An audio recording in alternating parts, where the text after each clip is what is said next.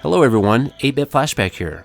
Today I want to show you a mod I've been working on for my Sega Game Gear, and this turns my Game Gear into a portable smart TV, which is completely impractical due to the very low resolution on the Game Gear, which is 160 by 146 pixels, but I'm not into being practical, and I'm doing this for fun and entertainment purposes.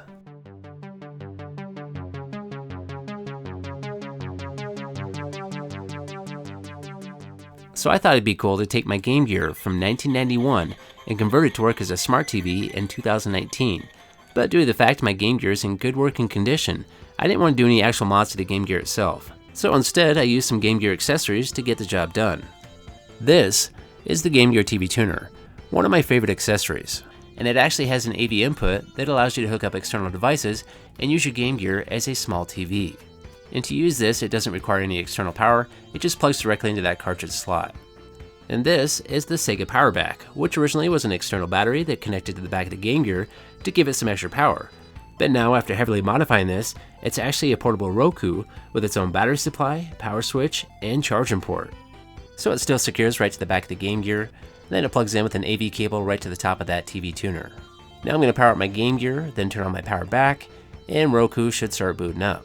And there it is in all its 8-bit glory with 32 colors on the screen at once, on a 3.2-inch fluorescent backlit LCD with 160 by 146 resolution.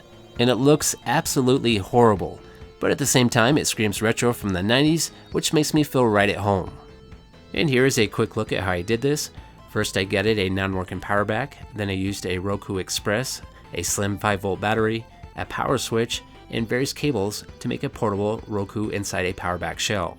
And I was just barely able to make all this fit, and I even had to remove the casing on the Roku.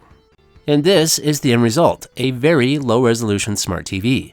And I can control this using the Roku remote, my smartphone, or I can even control it using the Game Gear. Well, I wish I could, but I was actually faking it using my smartphone.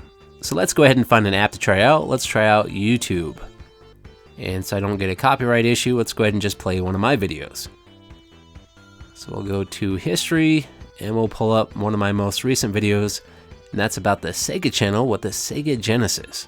So even though the picture is pretty bad, the sound is actually pretty decent and it sounds clear, especially for the Game Gear being almost 30 years old. I can even use the Mirrorcast feature to cast anything from my smartphone right to my Game Gear. Or I could even cast a little Dreamcast. How weird is this to see Dreamcast on the Game Gear?